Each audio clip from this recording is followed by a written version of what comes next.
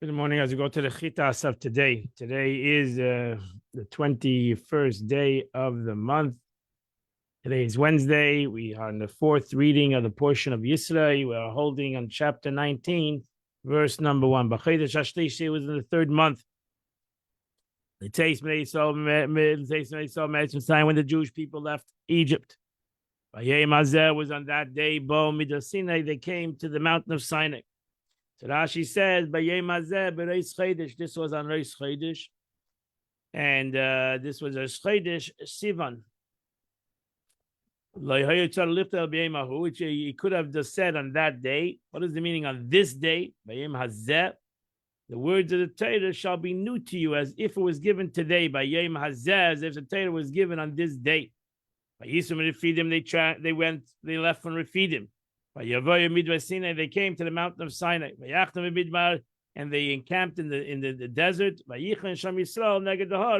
And the Jewish people encamped against facing the mountain. Now she says, why did Torah have to tell us again where they have journeyed from? Didn't already say that they have camped in Refidim? It is known that they journeyed from there. Let's repeat it to compare it to journey from Refidim to the arrival at Mount Sinai. Just as their arrival at Sinai Desert was in repentance, so too was their journey to Refidim with repentance. Vayichan Yisham Yisrael and the Jewish people in a singular form. It's written singularly to tell us that the Jewish people encamped around the mountain like one man and one heart. They had no division of the Jewish people when they camped around this mountain at that present time. Neged Ahar lemizrach to the east, and anywhere where you find the word opposite neged, it's usually facing east. Moshe Elohim, and Moshe went up to the God. Vayikra, and he called out Elav Hashem, and God called out to him in a heart from the mountain Lamer. Kaisem lebeis Yisrael, lebeis Yaakov. This is what you talk to the house of Jacob. Sagi lebnei Yisrael, and tell to the children of Israel. Now she says, Moshe Elohim Hasheni. Moshe went up in the second day of the month, and all his ascents were early in the morning. As Moshe rose early in the morning, this is language in this order. The Beis Yaakov, what means to the house of Jacob, Bela Anoshim. This is to talk to the women. Say to them in a gentle language.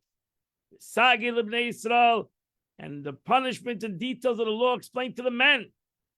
Things of harsh wormwood, that you have to get it through their bones.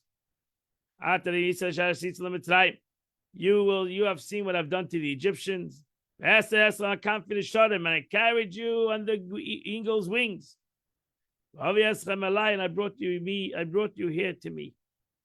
And she says, this is not the tradition that you have. I'm not sending you a message with words. I'm not calling witnesses to testify for you. But you yourself have seen what I did in Egypt. They are liable to me for many sins before they attacked you, but I did not exact retribution from them except through you. This alluded to the day that the Jews came from the Ramses, because the Israelites were scattered throughout the land of Goshen, and in a short time, they all came to start their journey and leave. They all gathered in Ramses. Onkelos, however, renders ve'esa as a cause you to travel. Ve'asiya eschem. A confident shadim, like an eagle, which carries its young on its wings. All other birds place their young between their feet. Since they are fear, other birds will above them. The eagle, however, fears only men. At least he shoot his arrow at it, because no other bird can fly as high as an eagle. Therefore, it placed it fits its young on its wings, as it says, rather the arrow pierces me and not my children. I, God, did that. Then the angels moved and stood before the camp of your camp and the Egyptian camp. So I carried you like in the wings of an eagle. Vayavi eschem, as the Targum renders it, and I brought you near to my service. Verse 5, Atim Shmai Tishmul B'Kele, if you hearken to my words, Shmaitim is blessing, you follow my covenant. Yisilim Sigula. You'll be a treasure. For all the nations. Because the whole land belongs to me. Now she says, now if you accept upon yourself the yoke of commandments, it'll be pleasant for you in the future. So all beginnings are difficult. I know it's difficult, but just hang in there. Shmaitim is brisi, which I'll make it with you concerning the observance of Torah. Segula, what's a segula? Segula is a treasure. As it's brought down in Keheles, Segelas Malachim, the treasures of kings, like a costly vessel, precious stones, which a king stores away. So will you be more a treasure to me than other nations. Now don't think and do not say that you alone are mine and that I have no other besides you. So what else do I have? That my love for you should be made evident. For the whole world is mine. But they mean nothing to me. And they are, the other nations means nothing to me. And you shall be to me a kingdom of princes, the Goy Kodesh and a holy nation. These are the words that you shall speak to the children of Israel. Now she says, princes, as it says, the David's sons were Kehanim, were princes. Over here, it doesn't mean Kehanim priests, but princes. Eila Advarim, as she says, these are the words, no less and no more. And that completes the Chumash for today. Now go to the Tanya of the day as we travel in,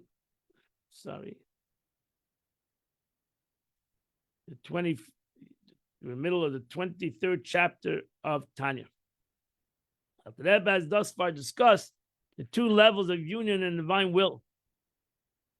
With divine will, one analogous to the chariot and its rider, the second to the unity of the body and the soul. Both of these levels of unity are achieved by performing mitzvahs. One is that the chariot is batal, but it's separate from the rider. The body and soul do have the capability of becoming one entity. He now goes on to describe a third and a higher level of unity that is achieved through the study of Torah. So there's a concept of mitzvahs and there's a concept of Torah. As we explained, Chassidus explains that mitzvahs are Ratzon HaKadosh Baruch Hu, the will of God, and Torah is the Chachma of the Torah. But the thought and the meditation, the words of Torah, in his mind, the power of speech, when I speak words of Torah. So these are the inner, they're not an action, the machshava, the dibur, the much more inner concept of the soul. And especially the divine soul that loves the Torah. It's life force. Its life force is the Torah. So so when a Jew learns Torah, his neshama, his godly soul gets enclosed in the Torah. So at that time when a Jew learns Torah, they are fused in perfect unity. The yichud gomer, with the perfect unity, the divine will. So you should learn Torah, and not merely a vehicle, but not only a chariot. You don't become a chariot; you become united. You and HaKadosh Baruch Hu, I and God, when we learn Torah, become one with one another. The term perfect unity indicates that the two become one and the same. Unlike, for example, the unity of body and soul, which retains its separate identities even when they are joined together. and form one unit. An example of perfect unity can be found in the unity of the soul and its faculties. Now, if you learn Chassidus, Kabbalah, Chassidus, you'll learn that the Eibishter, the Midah, Chesed, and the soul. So we call the soul 10 attributes. Esesphiris, because even though they're not the soul, they are the expression of the soul. But nevertheless, they are like one with the soul, which are part of it, and are thus completely united with it. Same way, divine soul and the faculties of speech and thought are united with the divine will. When one thinks and speaks matters of Torah, they become mamish, simply like one entity. Rebbe now goes on to explain how Torah study is able to affect this level of unity. Because the will of God, will of God is identical with the halacha subject of which one thinks and speaks. Because every law of the Torah is a particular expression of the innermost divine will itself. All of it, because it was the will of God that this thing is permissible, or kosher, or this thing is kosher, or potter, or this thing is exempt, or zakai, or this thing is innocent, or lehepech, or the opposite. The Eibishter decided that a cow is kosher and a camel is not. That's the Ratzon of the Eibishter. Why? I don't know. That was the Ratzon of God.